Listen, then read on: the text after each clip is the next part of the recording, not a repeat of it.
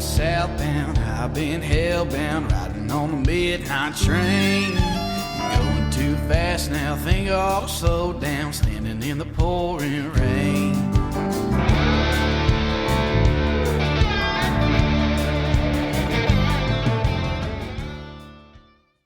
On. You want to lead the charge? Yep. Remove your covers. That's what we said in the military. I pledge allegiance to the flag of the United States of America and to the republic for which it stands, one nation, under God, indivisible, with liberty and justice and one hell of a life for all. Yes, sir. All right, guys. Welcome back to another episode of the One Hell of a Life Outdoor Podcast. Today is kind of a special podcast for us because we're truly having really a friend of ours on. A lot of people we have on is like, you know, it's the first time we're talking to him. Colton and Tony and I have shared literally maybe hundreds of hours in a duck blind at this point. That's right. And have laughed, have probably cussed a lot. Understatement.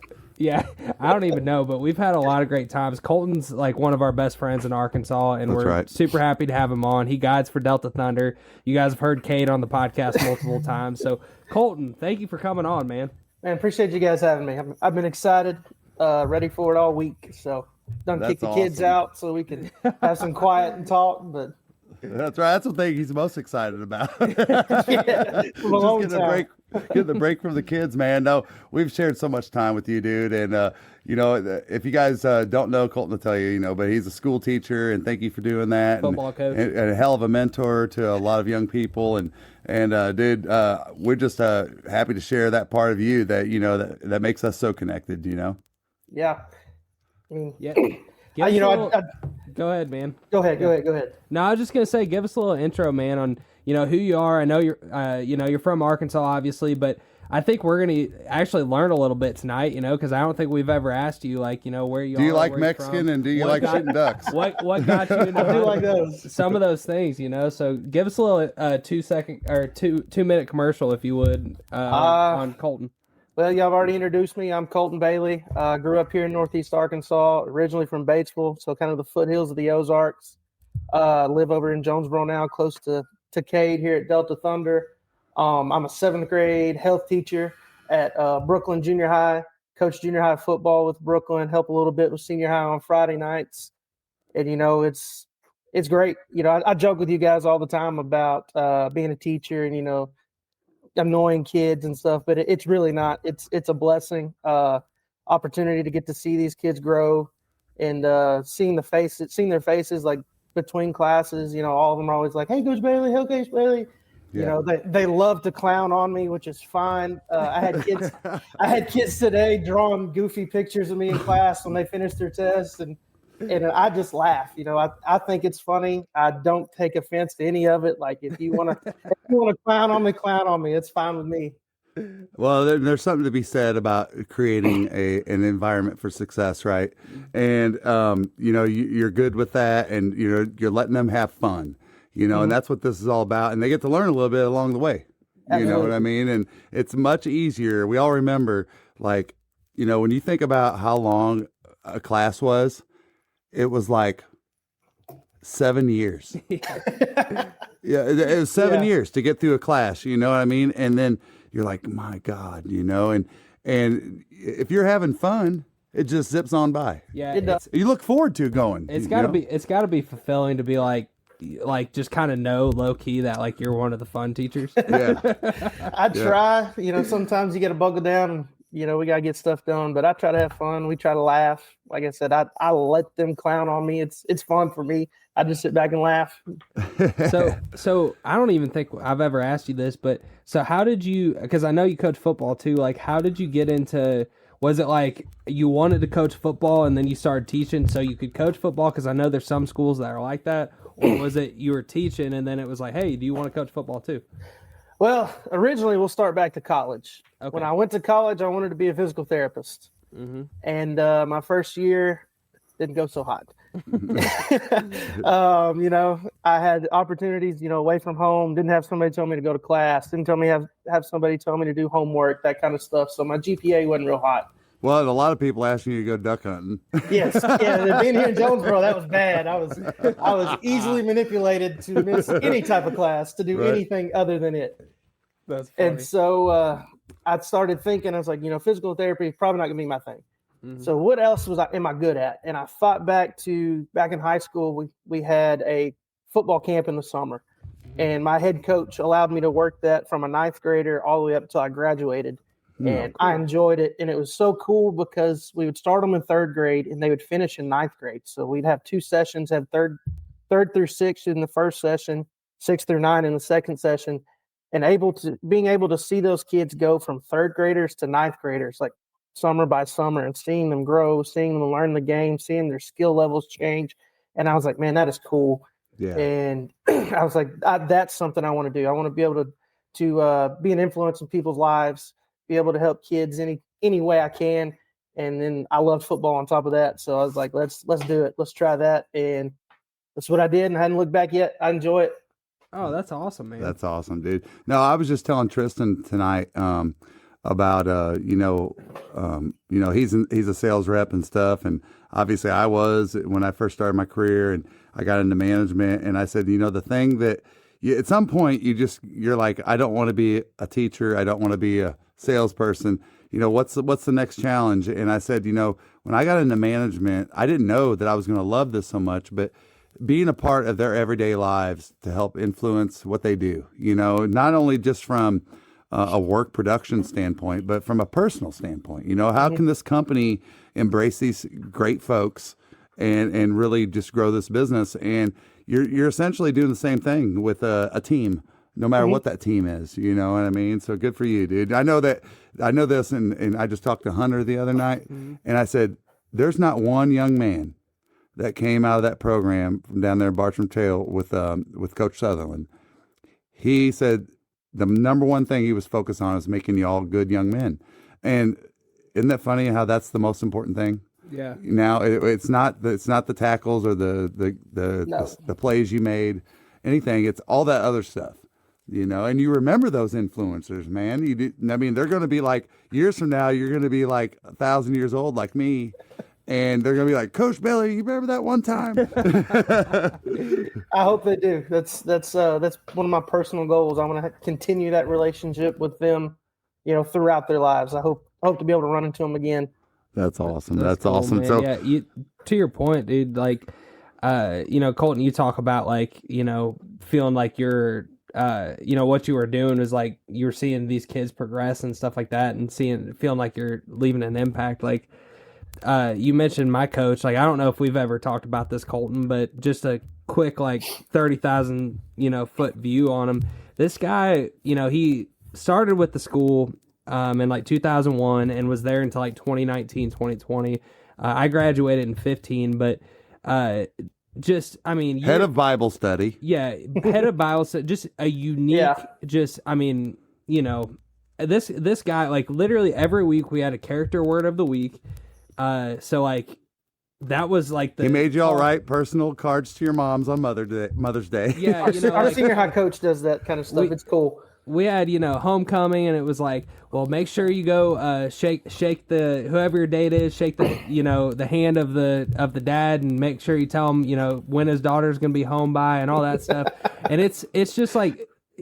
And it's not even just that stuff, but also just the motivational stuff and all that. It is really cool, like how looking back on those things, how many of those things I find myself thinking back on just throughout my life, just the character stuff. And as like one of the things he was always big on is like building that backbone through adversity, you know what I mean? Because like, if you don't have that, like, and that's what's a great thing about team sports and football in particular is, you're going to get knocked down, you're going to get your ass beat, and like you're injured. How do you respond to that? And it's like those kind of things what make like strong-willed individuals. And I look back on that stuff all the time, and this is 10 years removed, so just to your point, Colton, the impact that you're making, it really, there's kids that could be 10 years from now being like Coach Bailey, You changed my life. No, really, you think about it, there's always going to be a few kids that were less fortunate, that didn't have structure in their house. They didn't have maybe a dad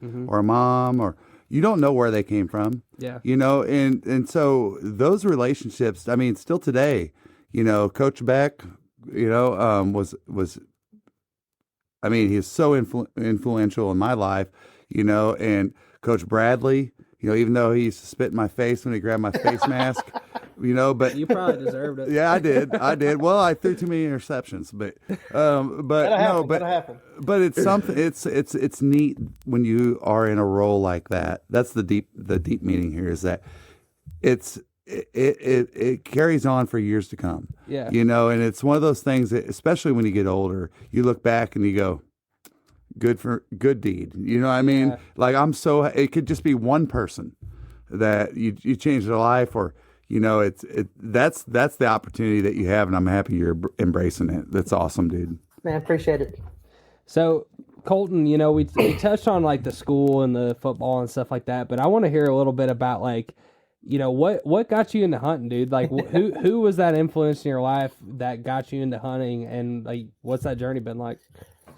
Well, I think my first hunt, I think I was in 3rd grade, and my uncle Todd Burton, he's hunted my whole life, and I remember being at my grandparents' house, and like he would be cooking duck, or he'd be cooking turkey or deer, and I was always, I guess the word would be like envious, because I was watching him, and I'm like, I want to do that, I want to do that, I want to do that, and so I was blessed growing up. My grandpa has about 50 acres just north of where I grew up, and that guy took me hunting every time I wanted to go. Him and my uncle.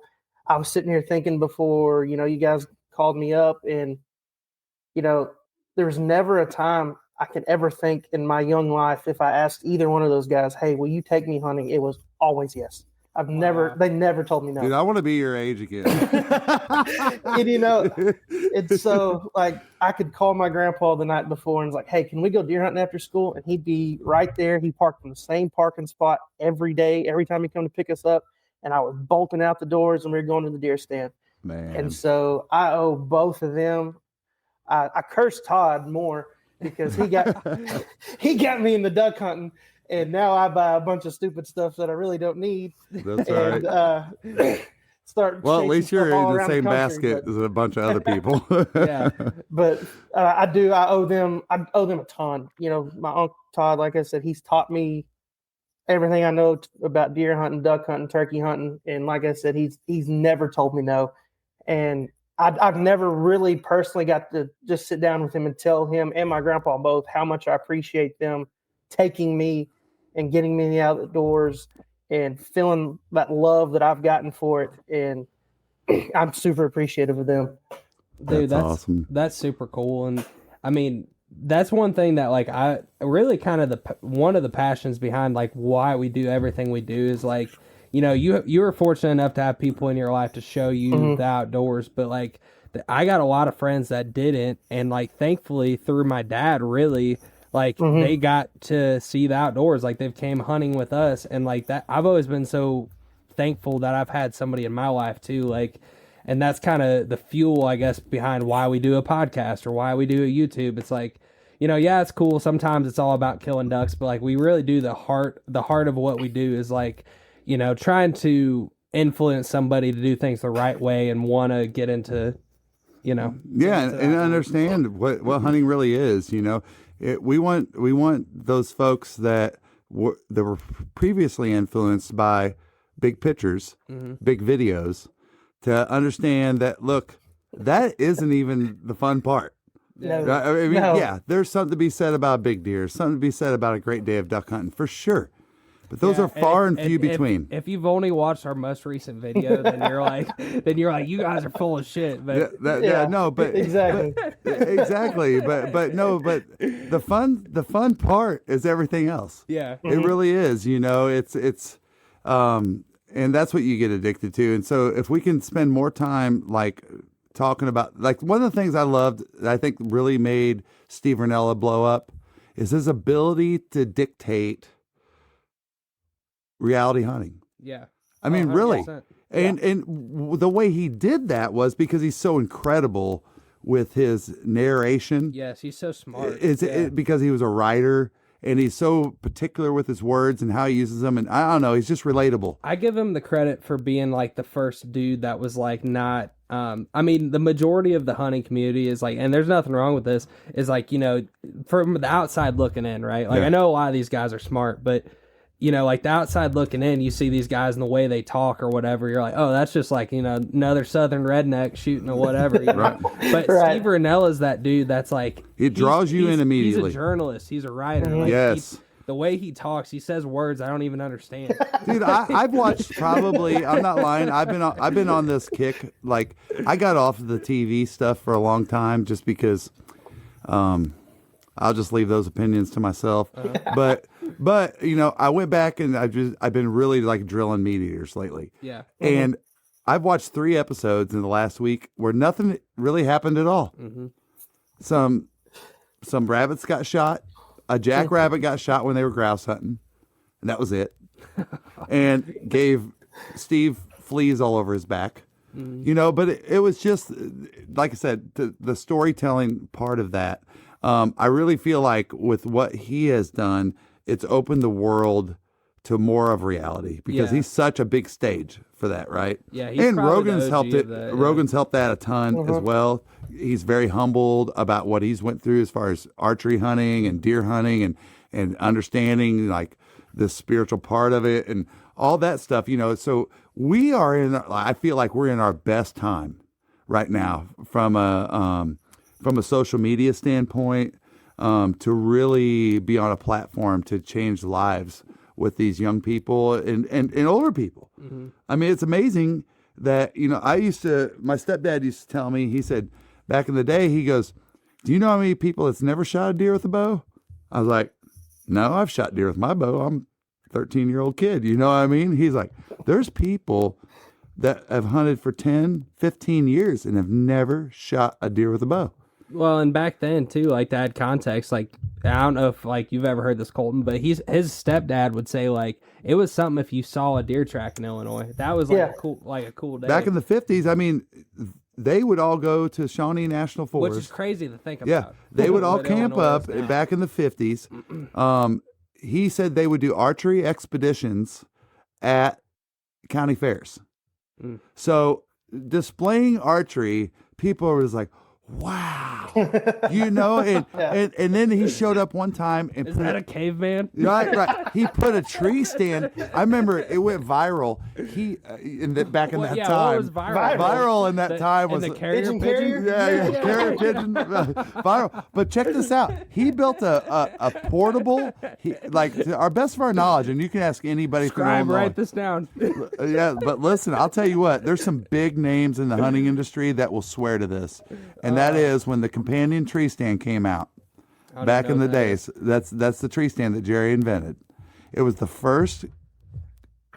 It was the first made in production portable tree stand that you could hang even on a leaning tree and stay level. Huh.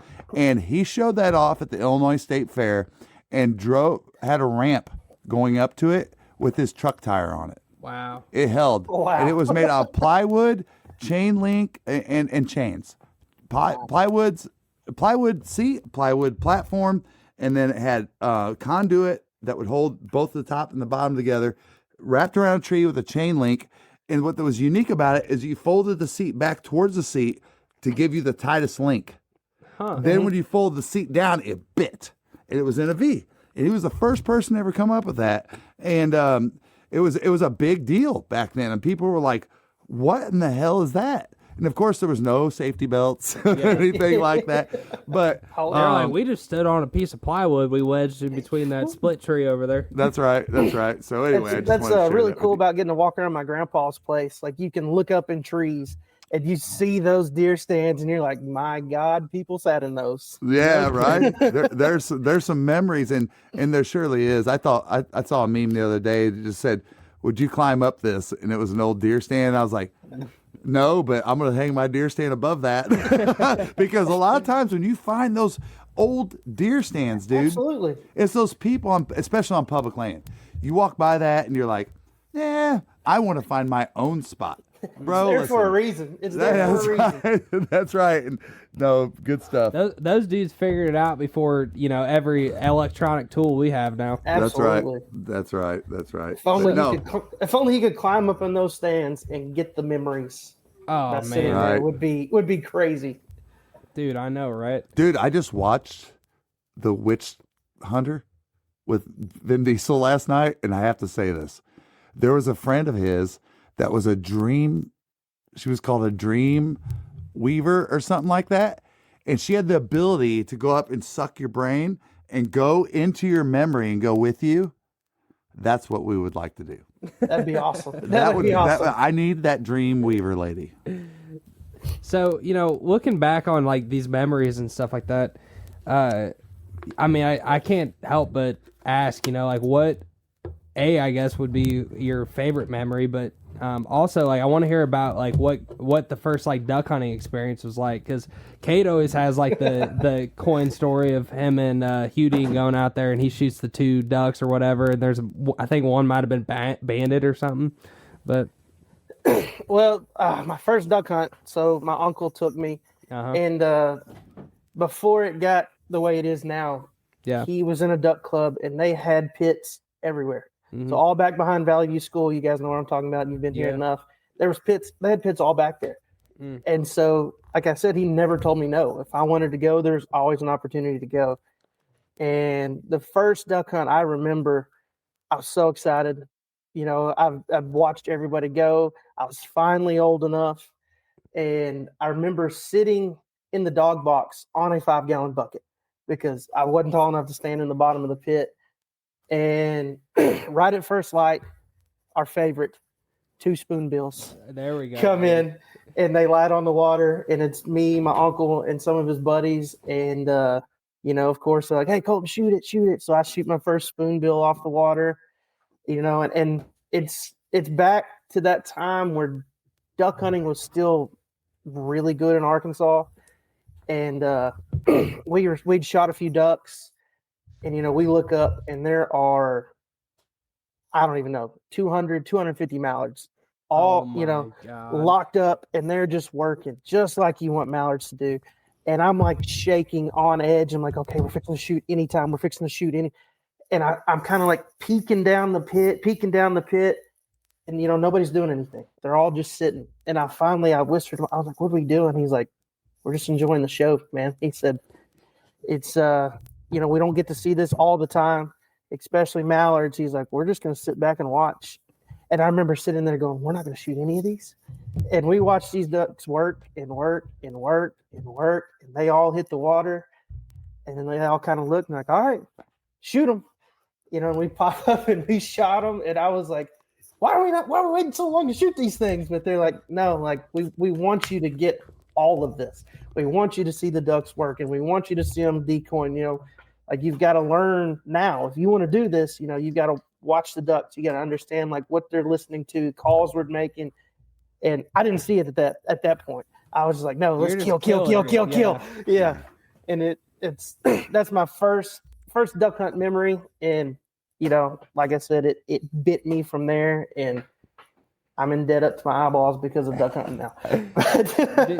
So, that just opened up like a I don't even know, like I got like 17 a whole dictionary, 17 questions in my brain now. But I guess the first one, I'm always curious to hear anytime we have somebody on here that's like Arkansas native, like I want to, like, I'm curious to hear, like, so just tell us a little bit about like what was it actually like back in the day, in the heyday of it, dude. Like, because from an out-of-stater perspective, like you've heard us talk about this, like we get excited over the dumbest shit. like we shot 4 teal. Like, all right, cool. Like, you know what I mean? You've heard Kade's stories. Mine are kind of the same. Like, you'd get out, there would literally be ducks everywhere, and you're walking to the pit, or you're on the 4-wheeler. At that time, they had the Argos, so they're the 6-wheeled deals. And I remember sitting in the back, and you could just hear ducks just everywhere, quacking, flying up out of your pit, like out of your spread. And like you'd get in, you get set up, and within 35, 40 minutes, an hour, you're done. Wow. And like I said, I was blessed. I was blessed to have that opportunity to start. And, you know, as I got older, things got more expensive. The guys didn't start buying as many pits. And so I didn't have all those opportunities, and I had to go public land. Mm-hmm. And that was a grind. Amen to that. When I first went public land, I was like, oh, this will be fine. I was like, I've hunted fields for years. Like, you know, you just go out there, you smash your ducks, you come back, and then you go public land, and you're like, oh, I saw a wood duck fly by this time. Right. You know, and it was tough. But, you know, those early days, getting to hunt fields, you know, it was crazy. You know, you'd kill your ducks quick and you'd be out. And by the time I had to go public is kind of when the decline, I guess you would say, started, and it started to get hard. Yeah. Well, isn't that, I mean, you make a great point here, and that is, like, I'm comparing this to deer hunting right now, Tristan. So, you know, here we grow up in hunting the Golden Triangle of Illinois, the most popular place, Pike County. You know, everybody knows it. Deer hunting was much easier. You had the opportunity of seeing, just play it from a numbers, like a funnel game, right? You know, versus now, you know, we hunt, which we're super thankful for. We hunt on a small tract of land. Some friends of us let us hunt there. But, you know, for us to see like a good 100 and say 10, 20 inch 8-point or something like that, bro, we're doing backflips. You know what I mean? We're in Illinois. We're in Illinois. Like, you don't even talk to your friends about a 120 inch 8-point because they'll slap you. You know, they'll be like, listen, actually, I saw a guy get shunned for shooting 140 inch 8-point during shotgun season. Dude, like, literally, he said he was going to mount it, and a guy walked up that I know, said, you do not mount a 140 inch 8-point with a shotgun. What a dude. He goes, that's ridiculous. Yeah, at least you're a mount it. But this was in Pike County, you know what I mean? But I mean, I've thought about, it's funny you bring that up, like, you know, it's kind of like a loaded thing you brought up, because like the pressure on certain areas is like definitely a consideration, but like, you know, one thing, like, we were such a late adopters of the cellular trail camera. We got them last year, and really, I'll take credit for this. I got them, and he did, and I paid the monthly payment. He did on behalf of us, and about time you're doing something.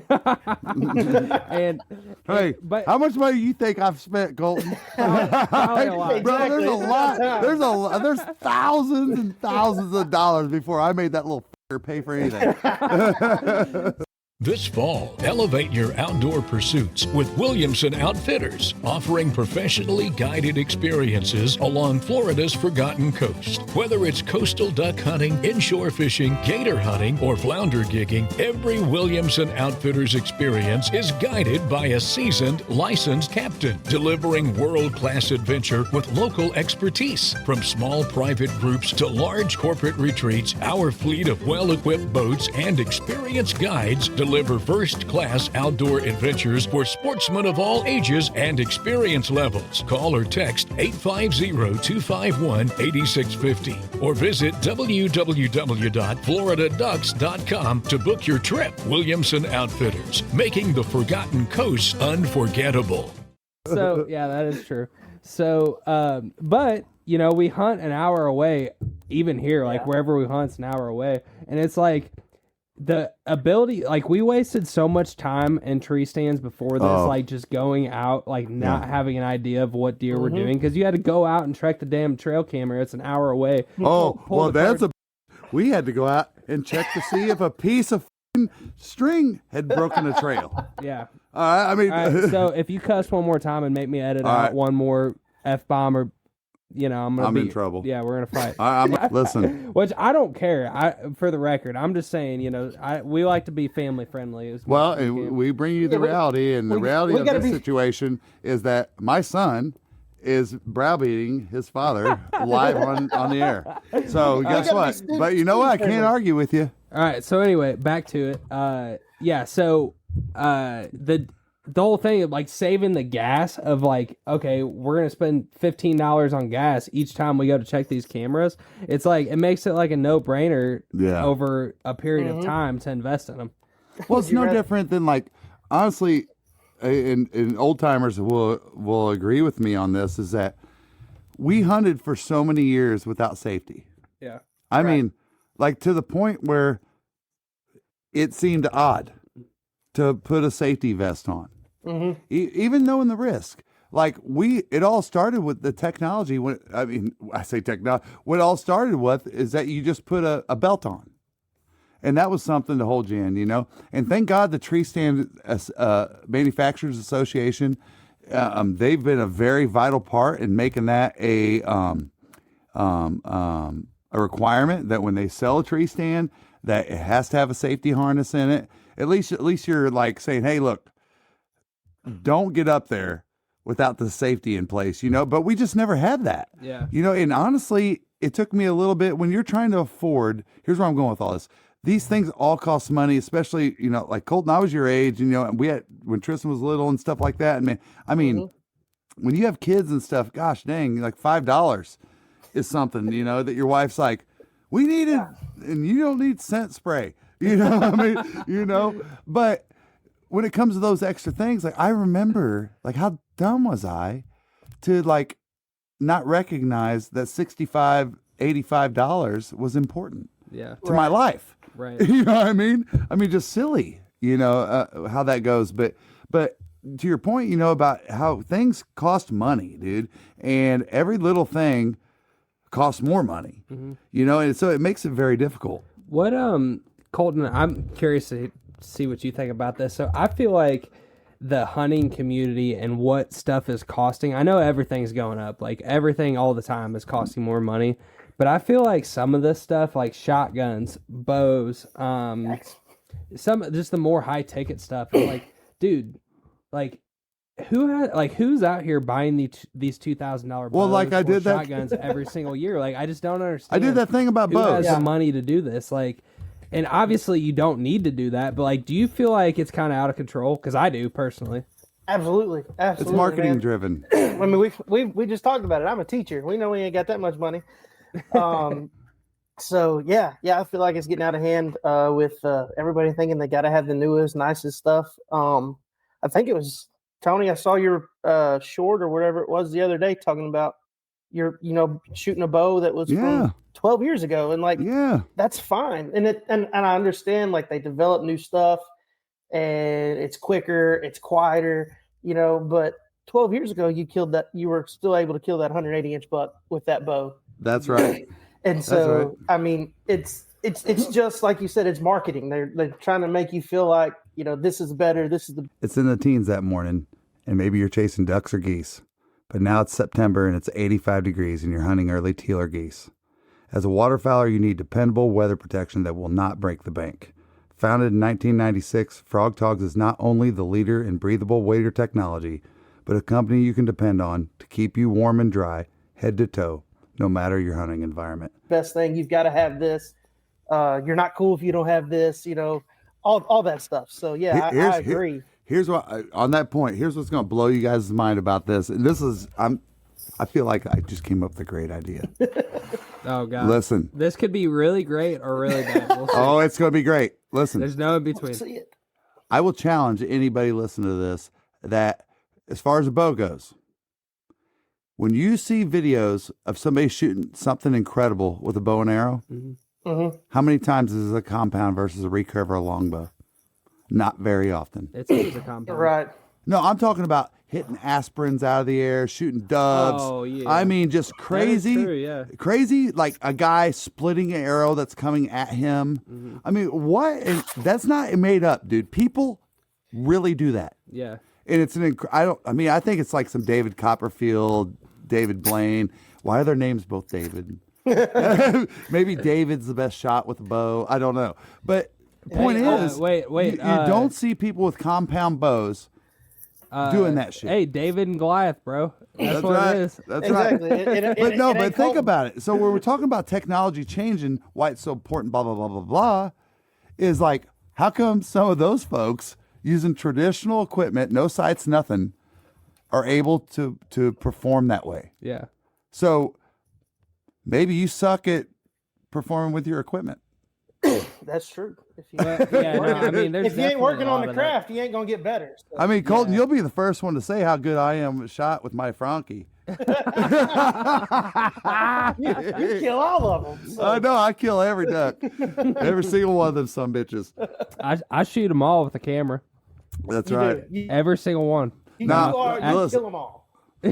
Now listen, this is a great time to transition to.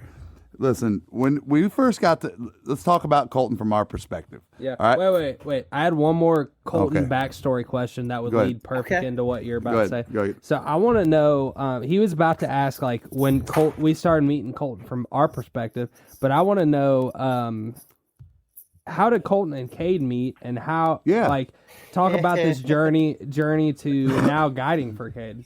Sometimes I wonder if it's a good thing. Wait, hold on. Say that again so I can video this and send it to Kade real quick. No, I'm just kidding. Well, it went back to duck hunting was hard in Arkansas, and I had some buddies. We were grinding it out and not being successful. And I have, this is when I was still living in Batesville, and I would be driving over here to see family and stuff here in Jonesboro, and I would see geese everywhere. And I was like, you know what? Forget these ducks, but there's geese everywhere. So let's try some geese. And so I got on Facebook. Kind of scary, I did, but I got on Facebook and I got on Arkansas. I think it was Duck Hunter Guides and whatever, and I just put on, looking for a goose hunt. And I'm gonna doubt it was Kade, because Cade's not real active on that, or wasn't at that point. He's getting a little better now.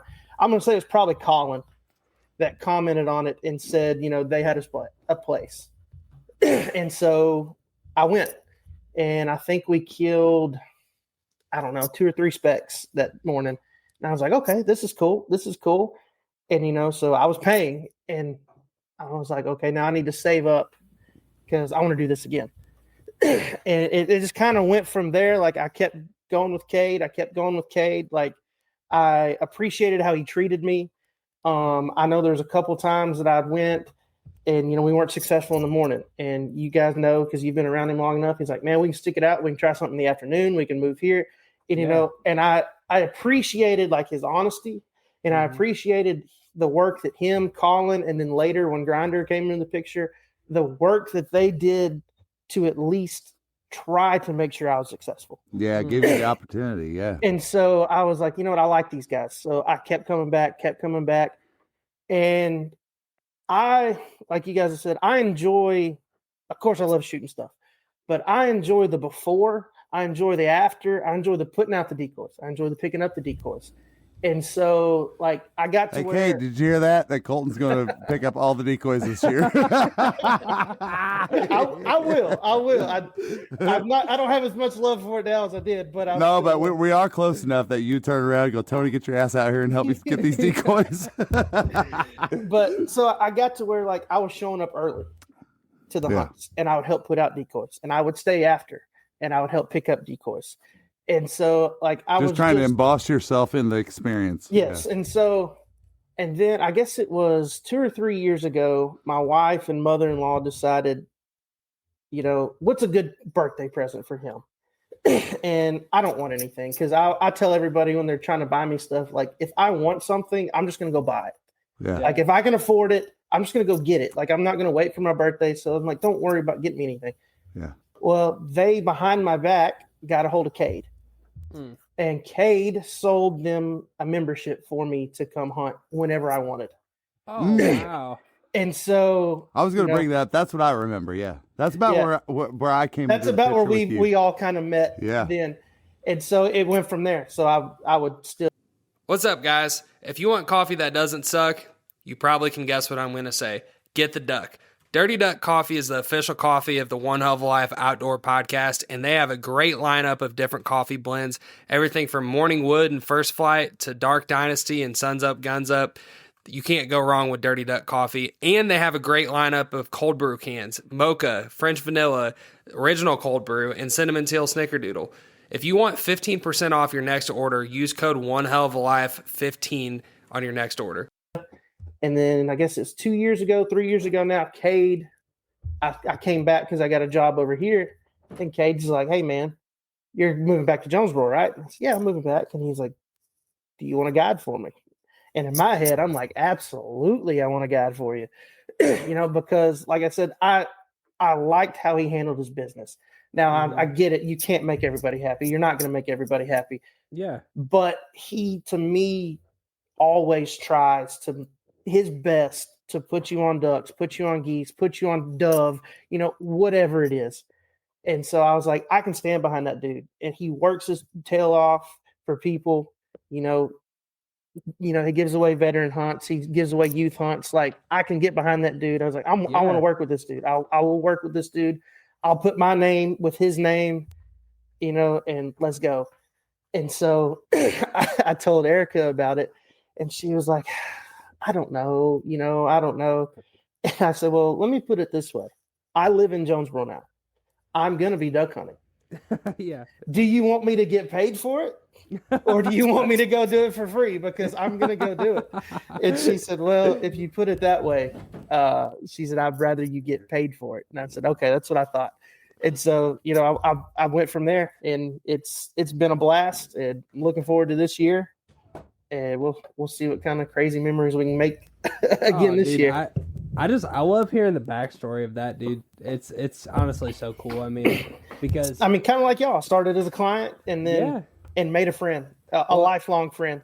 Yeah, no doubt. And I think that's what resonated about hearing that story from you, is like, even from somebody that's came from like, you came from the heyday of like Arkansas, but still like had to go through like the struggle and the grind, and then like you meet Kade, and XYZ happens or whatever. But it kind of it definitely resonates with our kind of origin story with Kade, of just going out there, and it's like Kade will tell you it was the worst year since, like, I might be the worst year in the last 10 15 years of duck hunting. Like, we went and we shot 2 ducks that day, and it was a gadwall and a ringneck, I think, and Mike shot them both. Yeah, our buddy Mike. And then we went and goose. No, I shot them. Yeah, they always got them. When the game warden shows up, Tony killed them all. Nope. And then goose hunted in the afternoon with him and Colin and some other guys or whatever. That's when I fell in love with Delta. Yeah, Delta was young then. Delta was like less than a year old. That's the first time I saw a dog work, and I still love her today. And I keep telling Ike, I'm like, you're gonna meet like the queen. Yeah. And Kade, I'll never forget. He like walked over. We're like wearing our GoPros or whatever on our head. He didn't say anything mean, did he? No, yeah, he did. I don't know if he. I don't know. I just remember him looking at us. He might have had a dip in his mouth or whatever. He's like, "So y'all got a YouTube and stuff?" And he goes, "Hey," he said over to everybody else. He goes, "Hey guys, these guys are filming this goose hunt." No, he wasn't a smart ass or anything. Yes, I just was. remember him being like curious. Like, I remember him being like, he was very curious. Like, what do you guys got going on? And I didn't know he had been trying to like GoPro. Promote. Yeah. He'd been doing some GoPro stuff or whatever, and then I think he invited us for a spec hunt the following year. I couldn't go. You and Mario went, right? Yeah. And Drew? Yep. And I filmed under extreme conditions. I wasn't there, but I do remember that video. Yeah, the extreme conditions were, I drank a lot of Busch Lights. Let's just say that, but I still produced the video. Well, and I mean, and just to see where like our relationship has evolved with Kade, as well as we've like, it's been like the perfect thing, because we have been able to, like, you look at our early videos of what we've done out there, and I mean, my God, like, I mean, sometimes it's embarrassing. They're not terrible in the grand scheme of like YouTube. Like, there's some shitty hunts on YouTube, and we always did our best to try to tell a story, but like the quality was not there, and like over the time we've had to like we upgrade like things. As it's like everybody else, dude. We're busting our ass to try to make this work. You know? And like, and the great thing about Kade is like he has been there along the way to allow us to like, continually like upgrade things and like try things out. And it's like, we don't get it right. Like sometimes we screw up the whole thing. You know? Oh man, Colton was there when I screwed up the whole thing. Yeah. You forgot the video. Oh, the GoPros. Okay. No, the GoPros work. It wasn't. It was the first time instead of like hitting record on the GoPros that we had. I came with like 1,000 GoPros. And what's ironic about it is the weekend before, this is a great lesson for anybody listening to this, is that even if you have a guide or an outfitter, they can't control the ducks. And the weekend before that, we didn't even raise our guns. Didn't raise them. And then next thing you know, me and Colton are shitting our pants. With, like ducks. Colton, like was that like the good old days, Colton? Dude, that was kind of like it. Like, dude, Kade is driving out of the field, and there are spoonies like trying to land in the back of the side by side. Yeah, like, dude. No, we have to shoot you first before you go back. Well, there. Colton, this is what I remember. Is Colton goes, "Do you hear that?" And I go, "Hear what?" And he goes, "Look!" And all of a sudden I start hearing boom, boom, boom, boom, boom, boom, boom, and you could see him in the light of the taillights. But man, when we rocked off those first couple shots and missed, the first volley, I go, all three of us were so shitting our pants because Kay goes, get ready. There's 75 spoonies dropping from my. Colton's like, get ready. There's 55 teal dropping from the left. I mean, it was just 55. But what I didn't realize at the time, that was happening like right directly around our blind. But when we rocked off that first, I mean, it makes me sick. I don't have the footage, dude. And that's what we're talking about. Dude, I said, Kade, how many ducks was that? He goes, probably like 10,000. And I was like, what the and I don't have anything to show for it. You know what's crazy is like I've been on some really good ones out there, but I haven't seen that. Dude, it was insane. So for 3 days in a row, we went in, we shot the next morning, or maybe it was that morning. Yeah, it was that morning. We shot a 3-man of all spoonies. All spoonie hens. The ultimate hunt. That's that picture of me on the John Deere tractor. I think Grinder used to say that he wanted a dead mount of 15 spoonie hens and 1 coot. The perfect hunt. But dude, it was just crazy how that trend continued because all I knew, and let me take a step back here, is that we're talking about like your relationship with Kade and where that came in, where we came in, our perspective, all that stuff. The thing that started it off with is like I heard Colton's name, and I was like, "Who's that guy?" He's like, "Oh, he's a member." Mm-hmm. And so that's all I knew. I think your name in his phone is still Colton, my duck hunter. It is. My duck hunter, yeah. His name in my phone is still Kade Goose Guy. So it fits. Well, and then all of a sudden, me and Colton meet or whatever, we become friends on Facebook, and he posts this gigantic buck. He shoots this giant buck. Hang on, pause. Yeah.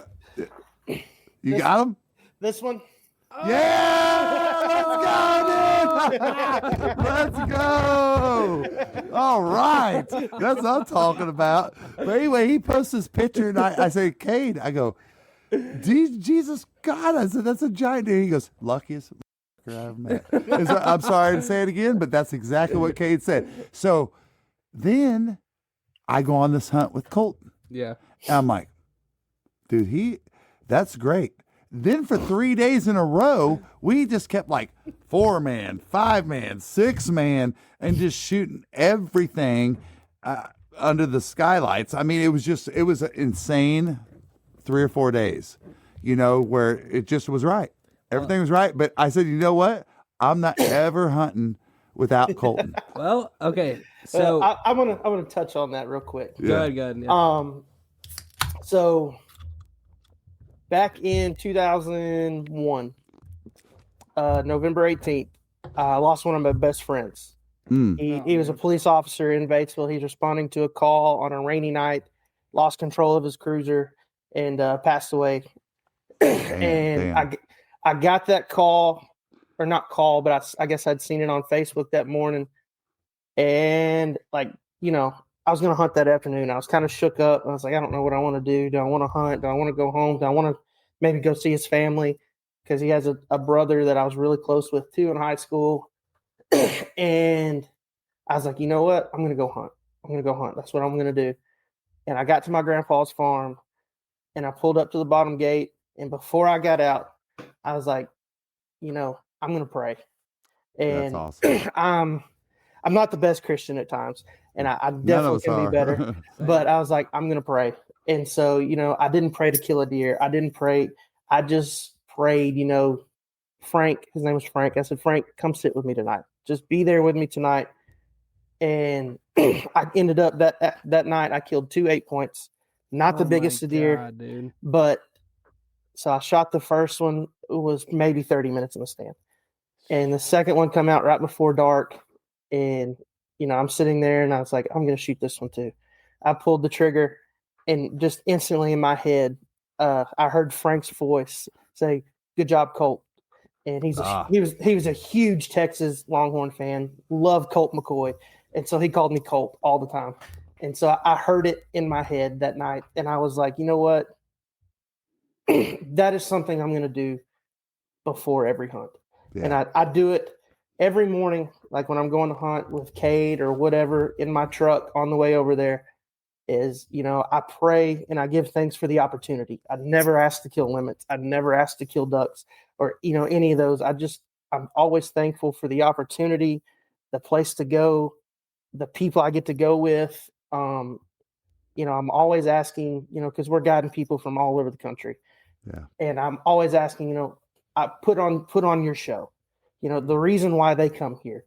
You know, if we don't kill them, we don't kill them. But I want them to see that have that opportunity, the 200 pintails locked up and fly off at 65 yards because they won't come any closer. You know, so, you know, what you really want to see is a bunch of mallards come close and just run off, don't you? Exactly. No. But so that is something I've started doing, and I don't know. I have been blessed. I feel like more to show up and have opportunities to kill ducks, have opportunities to kill this 140-inch deer that I killed a year later to the day that he passed away. I killed it on that day. Wow. And I was kind of struggling in life at that time. I'd lost a job at Batesville where I was coaching. Didn't really know what was going to happen. Super thankful for my cousin, Courtney, and her husband. They brought me in, let me help them on the farm. Like, they couldn't pay me a lot, but they could give me something. And he got me hooked up with these people that had this property. And this buck walks out that afternoon. Was lucky enough, again, to be let off work early that day. The boss come in. He's like, "Y'all done?" I was like, "Yeah, man, we're done." He's like, "All right." He didn't no more say, "You're good to go," and go got out of his mouth, and that door was slamming. Because I was in the truck driving to the stand. Yeah. And so when that deer walked out and I shot him, you know, I haven't really told many people about this, but I saw him run off and like I cried, like boo-hoo, like cried because, you know, to me, it felt like my life was changing, my luck was changing. And, you know, after that, like everything kept getting better. Like I got a job, I got another job, steady job that I knew I was going to make money. You know, Kade helped with that situation too, allowing me to guide, allowing me to, you know, make a little extra money to help with my family. Like I haven't told him, I need to tell him thank you more, you know, because he helped pull me out of that rut and, you know, let me hunt and have those opportunities. So, you know, you guys tell me like I smile and I laugh every time you tell me I have that horseshoe, but I honestly think it's for what I've started that morning or that afternoon in 2021 when I decided, you know what, I'm going to pray and I'm going to give thanks every opportunity I have to come hunt. Dude, there's a lot of people that's going to relate to that. So I got to say, you know, I can right now. You know, there's a pastor in Jacksonville that I've spoke about before, Joby Martin, but he always talked about like, you know, like you should, the people, like the Bible talks about like when you're like the boastful, like the braggy person, that's not when you're blessed, man. Like when you put talk about favor, when you put your heart and you put your like put God first, put people first, put everybody first, and just like what you're praying, like literally what you're praying. That's why I'm thinking of this. You know, let them see your show, God. Like those are the opportunities when the blessings come. And you know, I'm gonna say, like, I'm not the perfect Christian either, but like, you know, I find a lot of, especially as I get older, those opportunities to like be thankful and talk to God is like out in the woods, you know. And that's my favorite. 100%, dude. And hearing you say that, like, it totally makes sense to me. And like I'm thankful like to have this time with you to like talk about this stuff, because like every time we come out, like, you know, it's always like the next thing we're on a mission. We're on a mission, man. And it's like always the next thing. Like we never have this time to like talk about each other's like backgrounds and stuff like this. And I'm just like, I love hearing that, man. And and I'll just say so this. Cool, dude. I'll say this in a quick nutshell. I'm not saying I know it all, but I've been where a lot of you are trying to go. And I knew from the beginning when I met Colton, his demeanor, his success. It's really easy to tell when somebody's living their life right, you know, and that's what you do, bud. I mean, you really do. You're a good person. And, you know, I didn't know that about the prayer part, but I'm not surprised. You know, I mean, I'm really not. I mean, because when you really get to that point, you know, sometimes God shakes the ground you walk on to get your attention, you know. And I remember a pastor of mine one time saying that, you know, we all have a different sanctification process. You know, for my mom, it was me acting like an idiot that brought her close to God, you know. And she tells everybody every day, she goes, if it wasn't for Tony being an idiot, I wouldn't be so close to God, you know. And so that was hers. You know, for me, I had to flip a truck and almost die, you know what I mean? For Colton, it was you losing a close friend. You know, I mean, we all have that. And that's what's so incredible about the community of this sport that we share, is that remember earlier on we were talking about, it's not about the limits. It's not about the deer. It's about these times. It's about these things that you learn about people. And I'm not surprised, Colton. I mean, you know, you have a beautiful family, beautiful kids, beautiful wife. And, you know, you're on our heart all the time. You know, it's one of those people that you meet in your life and you're like, I swear I've known him since grade school. You know, I mean, it's that easy, you know. And for Kade to have you, I'm sure he's super thankful for that too. I hope so. Well, dude, you know, and I don't want, like, where I was about to bring this up was before we got on like all of this stuff, because I have another lucky story, you know, that sounds like Colton's a lot more. Dude, we got 1,000 Colton lucky stories, dude. All I know is if Colton's going, if it's one of those days where you're like, dude, I drank until 5 a.m. and we have to get up at 6. If Colton's going, I'm getting up. If he's not, I sleep till 10. I've heard that question asked multiple times. You ask, is Colton going in the morning? Is Colton going in the morning? Yeah, so, I'm getting up. So Kade calls me. I forgot what you were doing. Job stuff, probably. You couldn't go. And Cade's like, hey, you coming turkey hunting? And I was like, oh, yeah, I was at a show. Yeah, I was like, I mean, yeah, dude, I'll come out there. Like, it's April. Like, I don't got nothing going on. I'll go out there. Told you, I go, that's the best chance you're ever going to have to film in something because Colton's going. Well, no. What happened was I go out there and I'm just like, I have zero expectations, honestly. Like, I really don't care. Like, I'm just going to like hang out with buddies.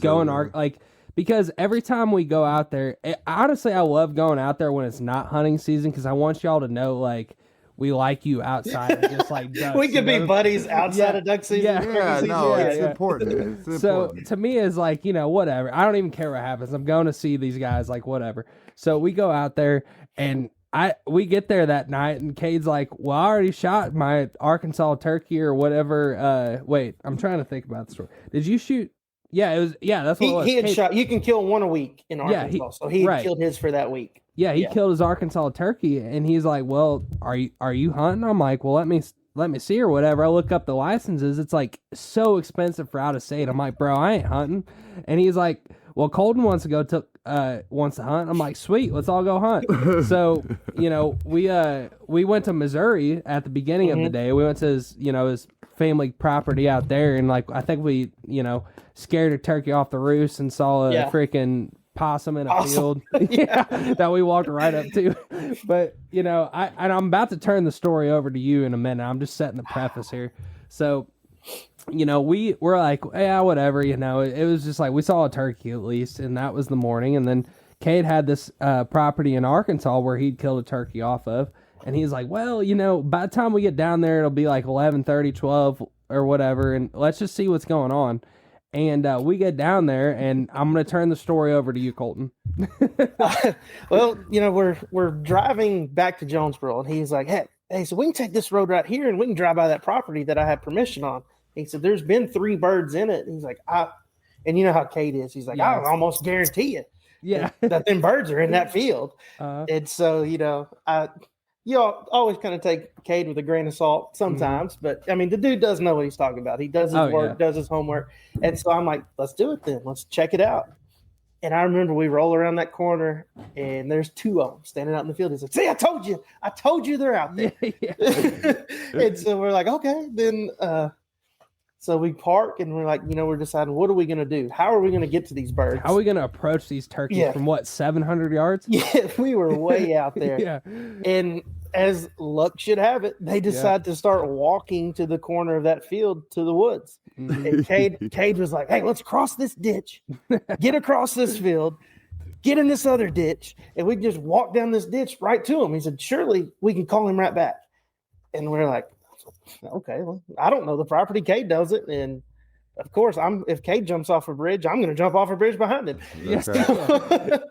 So, you know, we suit up and we take off across this field, knee deep water, we try to cross around some briars, couldn't get through them.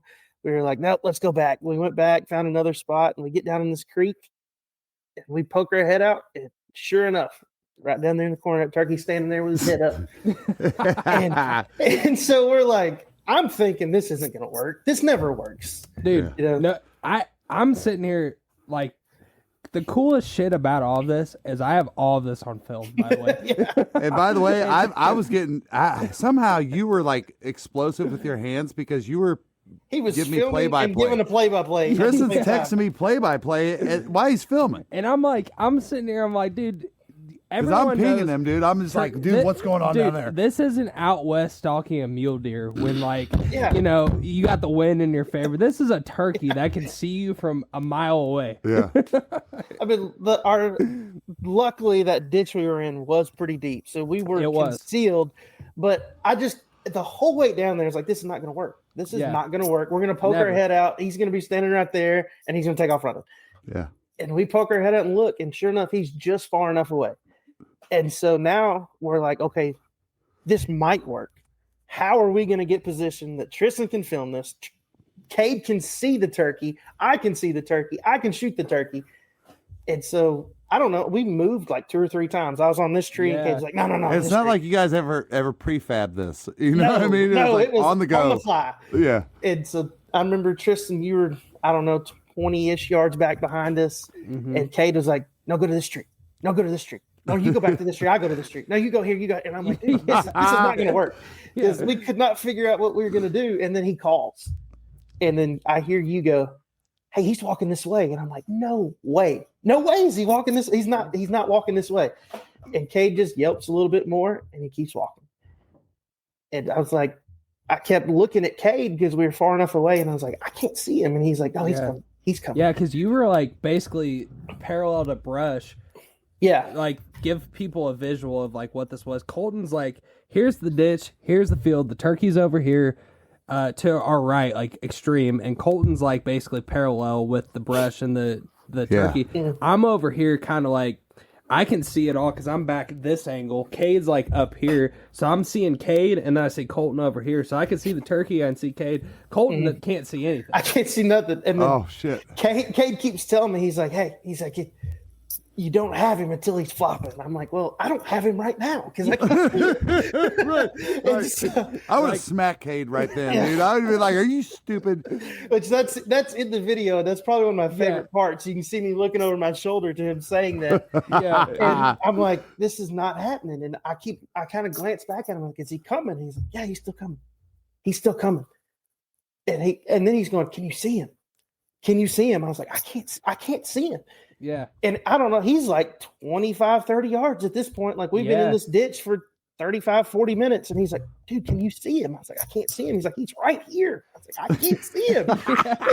And he was like, step out. He said, hold on. And I guess he stuck his head down to eat or something. I don't know. Like I said, I couldn't see him. He's like, move now. And I was like, dude, it's like the part on the Matrix where he's like, Neo, do you want to live? Yeah. Move now. Yeah. He's like hiding in the freaking cubicles. Well, it was, dude, because like I'm sitting there, like I got like all the like footage of this turkey the whole time, and like he's like on a mission to come see what's going on, and then it was that point where he said he got to that point. He's like, I don't see what's going.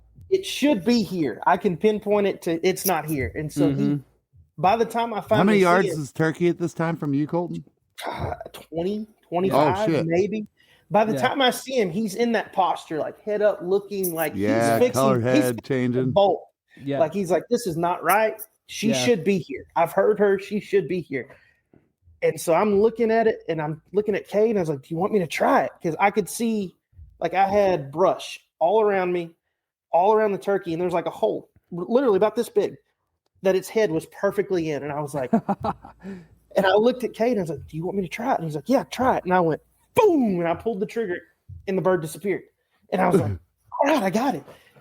And I stepped out of the creek real quick to look, and that thing is flying. And I'm like, oh. And this is where the part of the video where you guys are like running. I get embarrassed because I'm like, I've never missed a turkey in my life. And Tristan is here videoing, and I have all the evidence. Like, I cannot say this did not happen because it's on film. And so I'm watching this bird, and he starts. Isn't that funny what you think about in those split seconds, right? This bird is like flying high, and I'm like, okay, he's out of here. Like, you know, he's flying like, and then all of a sudden he starts dropping like a wounded goose. Yeah, we kept saying, and he just kept dropping and getting lower and lower. And I was like, I kept looking at Kade. I was like, did I hit him? And he's like, I don't know. Yeah, he's watching with binoculars. He hits, and he starts to walk, and Cade's like, he's bleeding out his head. Go! And I was like, go! And we take off sprinting. It's like, I don't know, 100 yards. It may not even be that far, but dude, you guys were throwing. Dude, you guys were throwing dust. Like it was half a mile. No, seriously. If I had to ballpark it, dude, it was easily 150, 200 yards. Really? It was well over 100 yards. Oh my gosh. 100%. No doubt about it. Off These dudes ran. Well, I know they can soar forever, dude. Yeah. Well, and this bird, like, as soon as they shot, just straight up in the air, like 12 feet, and just boom. Wow, that's wild. Yeah. That's what I thought, I missed. So, like, this is embarrassing. And we're running, and I'm running behind Kade, and Kade is shedding his vest as he's running, and this ball's like falling out of his pocket. You should just hear the audio, dude. Just, I forget that's when we had the microphone. So the microphone was hooked up to Kade, and we're running after this bird, and I see him step down in the ditch. And we finally run up on him, and we think he's a little further away, and he's like right there. And Kate's like, shoot him again. I'm like, we're 2 steps. Like, he's going to disappear if I shoot him again. And so Kate walks over there and grabs him, and like we drag him out into the field, and Kate stands on his head for a while. I'm trying to get my breath, thinking if I need to call 911 and get oxygen or not. and I look up at Tristan, and he is still filming this whole thing, just laughing. And I'm like, this is gonna be perfect. Another one of these situations where you're like, nobody's gonna believe it happened, and now it's all on film. That's right. So, that's the thing, it is all on film, so it's like there's no like it happened. And let me tell you guys this. Listen, this is what began my whole passion for what we do. Was that years, dude, you guys, I hunted everything under the planet, from a cardinal bird to squirrels, deer, everything. DNRs. But seriously, all those years of incredible hunts that I have nothing. I have nothing to put out there except what's in my brain, which is very limited at this age. And that's what makes me tickled to death, and you guys will get there too, is that I know, like, it's like a passing thing for me, like you know, these things that you want to make sure that you do before you move on to the next world, right? Yeah. That's it for me.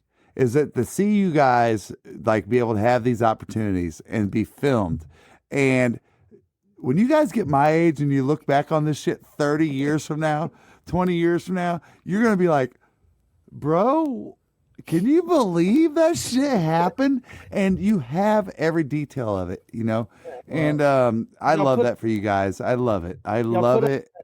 You put out your duck, the last part of the duck video. And when I shared it, that is something I mentioned to Tristan and thanking him. And again, I need to thank you guys more because you guys are able to, capture my memories. Yes. And your memories as well. But now I can go back and I can watch Twisted Teal. I can watch Spectacular. I can watch this turkey video when it comes out in the spring. I can watch the hunts in the snow again and relive it all over again. Yes. And I'm super thankful for that. And I'm ready for more. So, dude, well, that means a lot. Thank yes, you. thank you, dude. And it's crazy is the older you get, is that every year that goes by, those memories are harder to remember the details of, right? Mm-hmm. And I know you guys like one of the things that our whole group gives me shit about is that Tony's probably sitting down in his studio doing one of two things: watching duck hunting videos that we've done, or rocking out 90s hairband classics. All right, 80s. exactly. Or 80s. Or maybe hairbands. both at the same time. But when I sit there and I watch those videos, dude, every time for me, I don't forget about every night that I do that. Yeah. Honestly, it means so much to me. Like, it's hard to explain, I guess, because you didn't grow up in my position. You didn't have trail camera pictures. You didn't have none of this shit. Yeah, and I watched a lot more cooler to you versus like me. Yeah, and you guys will get there, and I know you just don't know what to be thankful for yet. Honestly, I mean, not that you're not taking hold of it. I know you guys possess those moments, but it's just that I can't get enough of it. Yeah. I mean, when I watch this shit and I look back at some of the stupid shit that we used to do back in the day, Tristan, and with that video that I did, our spread sucks. And I was like, our spread sucks, and it really did suck, and that's why we didn't shoot any ducks. Have you ever watched any of our early all GoPro stuff, non-Delta Thunder videos that are just like? It's been a while, but yeah, I have been through all of y'all's stuff. Yes, but even those mean something to me. Is what I mean is that it least shows your captured. growth. It shows what you've learned. It shows that you guys are about capturing the reality of hunting. When you first started, you guys hadn't duck hunted much. You didn't know. And no, just marsh. From where you started to where you are now, like your duck knowledge, your decoy knowledge, like everything to me, it takes me back to why I decided to be a coach. Because it's kind of weird. I've gotten to see y'all grow as duck hunters, and as much crap as we give you, like I'm almost to the point where I could give you like an honorary Arkansas duck hunter license. Like, hey, you guys are almost there. Well, and let me just piggyback on that one last thing I'm going to say. I want to get. Well, I just got to say one of the smartest things that Colton has ever taught me when it comes to duck hunting is he saw me struggling with calling. I was hail calling. I was nothing to call. I don't know what I was calling. Honestly, I had to cut down. I had everything else, and Colton's like, I remember, and it was that weekend that we shot all those ducks, Colton. You just said, it was just me and you just said, look, man, take a duck call, pick that call, and learn it. Mm-hmm. Just don't worry about what everybody else is saying is the hype, by this call, by that call. Find one you're comfortable with, and just stick with that. And just that little bit. It's funny how sometimes somebody says something to you that really impacts you. But and I still have the exact same call today. I'm not a great caller. I'm not going to say that I am. But I have became a good enough. When to call. Yeah, no, right. I became a good enough. A lot better. I tried to play the role. And I do too. I'm not saying I tried to play the role in the blind of like the rhythm guitar. The rhythm guitars. Yeah. The rhythm guitars, which is very important because when you think about it, and Colton, I know you'll agree with this, is that if you got 100 decoys out and ducks are coming in, you better not just be blowing them out or call. Yeah. Because that's not what a bunch of ducks sound like, right? Mm-hmm. There needs to be a peep. There needs to be a whistle. There needs to be a widget. Whatever it is, we hear those all the time from a distance when we see like those thousands of ducks over on whatever reservoir or whatever. And what do you hear? Yeah. You know what I mean? So I just try to play that role and hopefully I'll advance. You know what I mean? I mean, that's what I was taught when I first started blowing a call. I was told, find one, get good at it. And then once you get good at that one, if you want something else, get something else. Yeah. But that stuck with me. And I mean, that's my defensive coordinator, in junior high. That's my thought process coaching. Like, people want to get fancy. Me, I want to do what are we good at? And we're going to be good at it. Yeah. Like, I'm not going to change everything I do for everything somebody else does offensively. We're going to be good at what we're good at. And so, I mean, I carry that throughout life. Yeah, that's right. No, but I personally, Colton, I mean, it meant a lot to me. Like, it's just sometimes it's not what they say, it's how they say it. Yeah. And that hit me like so clear because if you guys know me, that's why my name's HD Duck Hunter. I'm HD with everything. And I'd watched hundreds of videos and never heard it that way.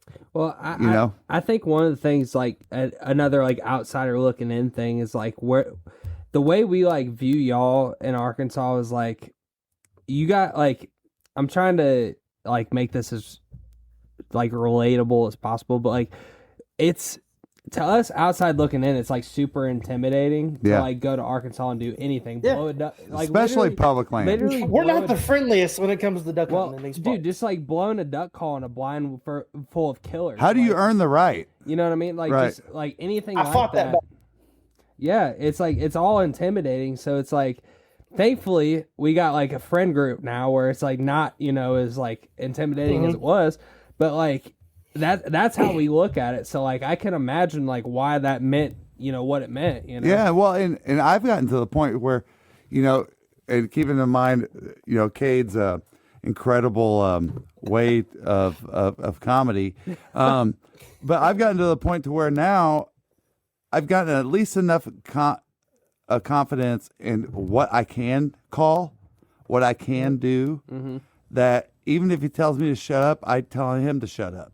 You know what I mean? Because I listen, dude. I understand. I've done enough where I'm not going to ever be Kade Weatherford or Colton on a duck call.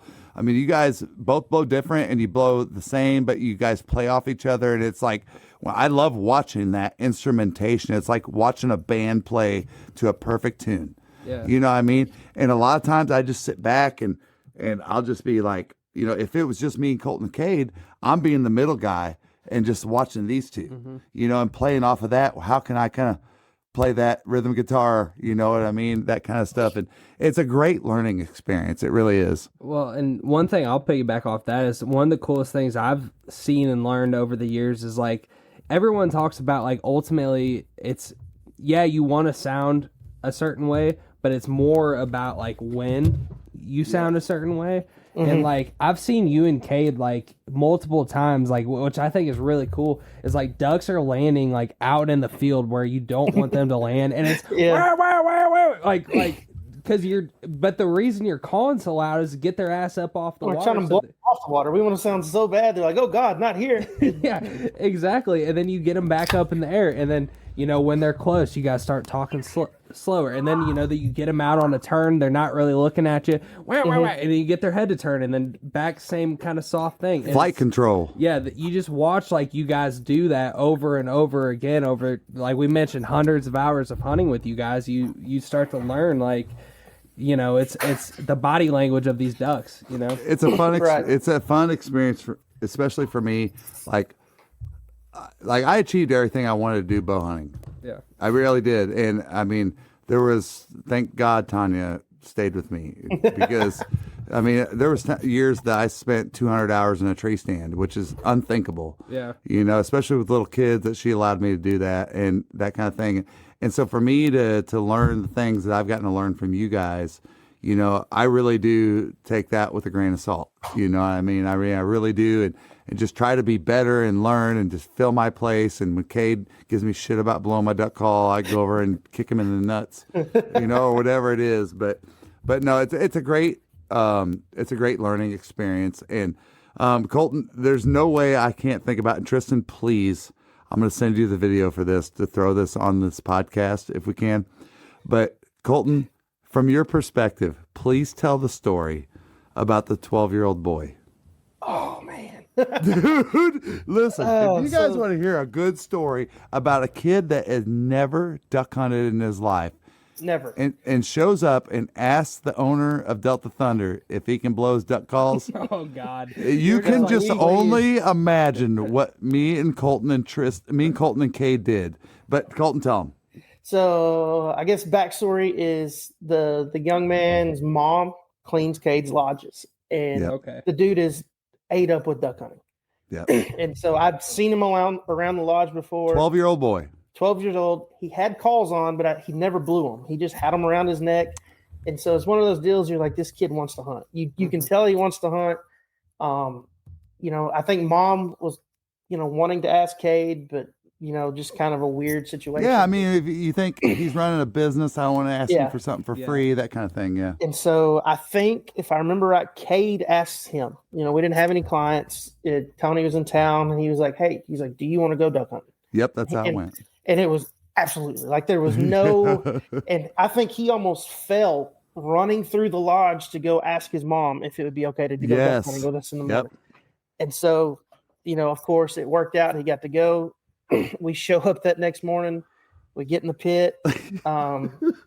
Ducks aren't flying that great, and so me and Kade are kind of playing, blowing duck calls and stuff. And he's got a lanyard full. He's got speck call. He's got ducks. He's got a snow goose. He had a snow goose. He had it all.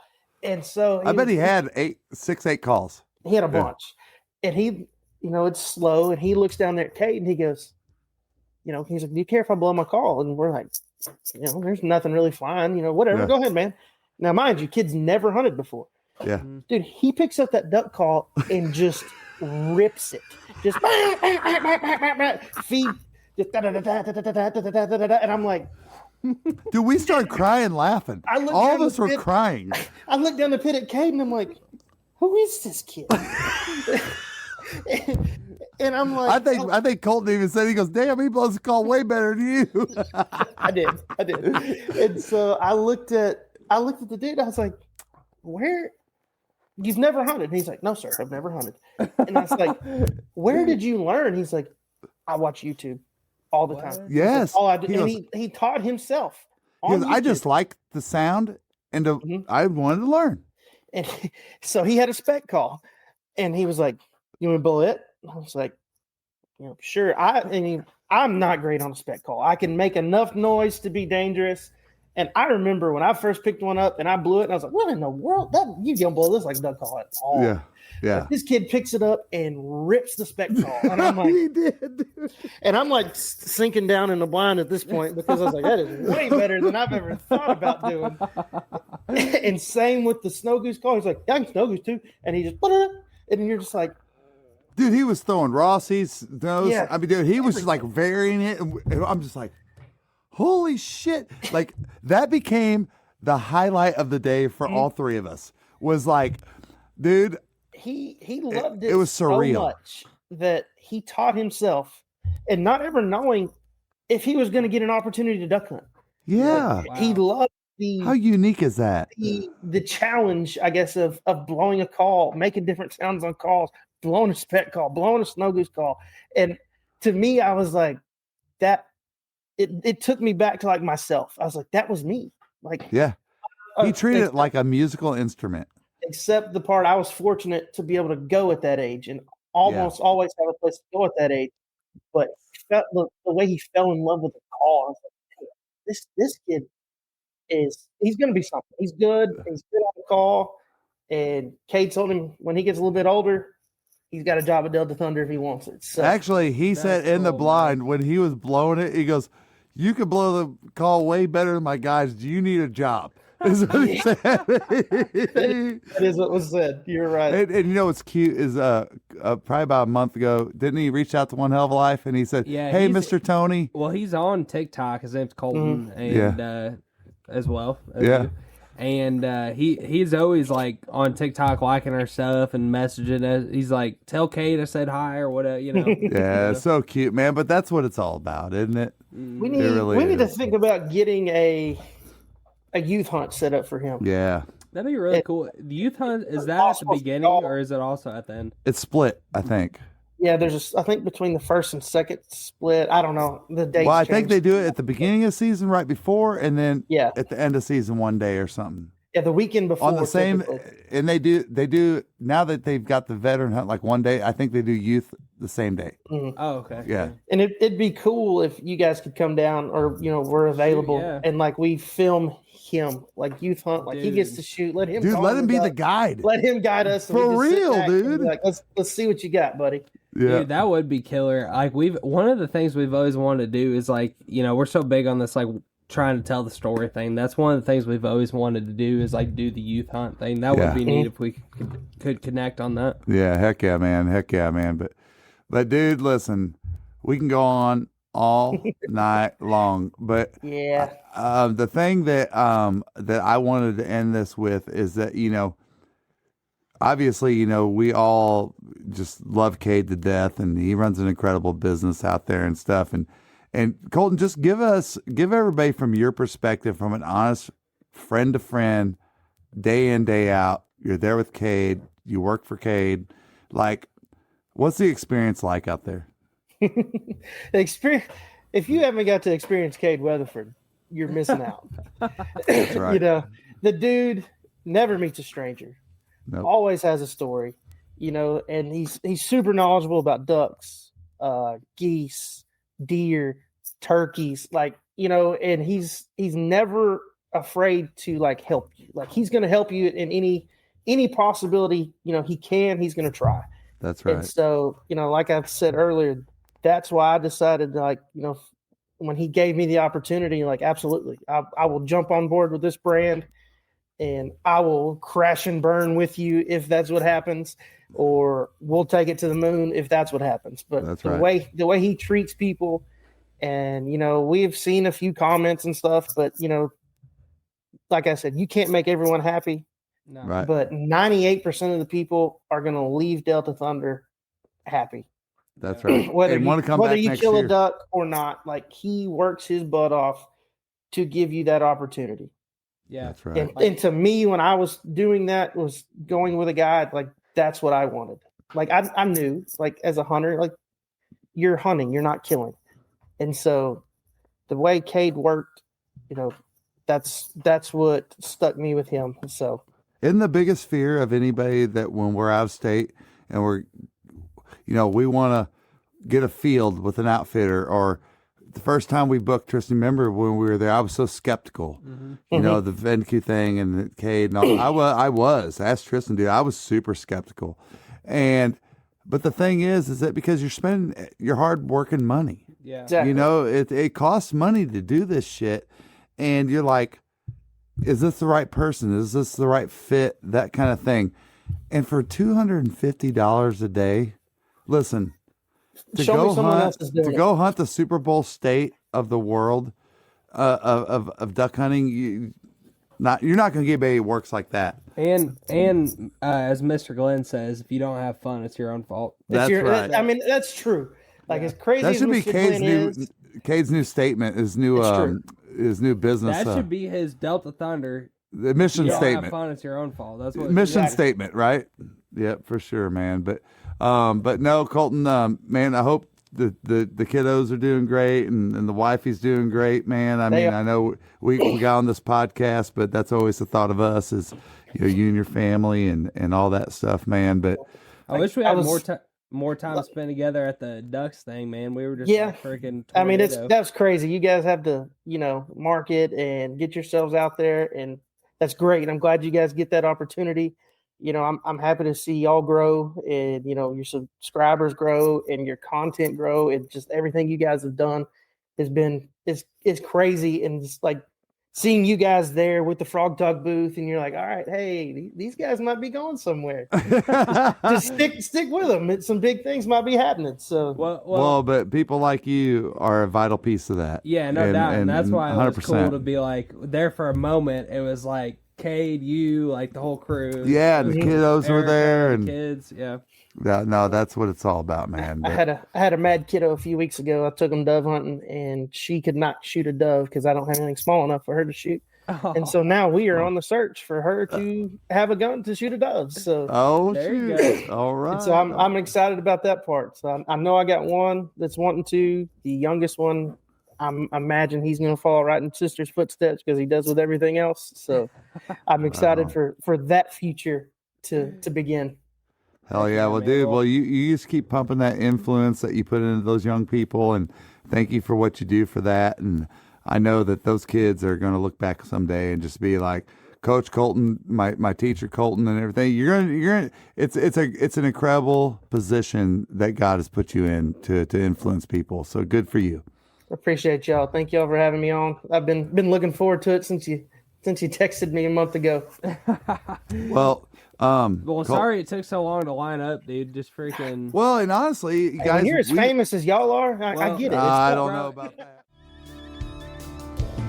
I've been southbound, I've been hellbound, riding on a midnight train. Going too fast now, think I'll slow down, standing in the pouring rain.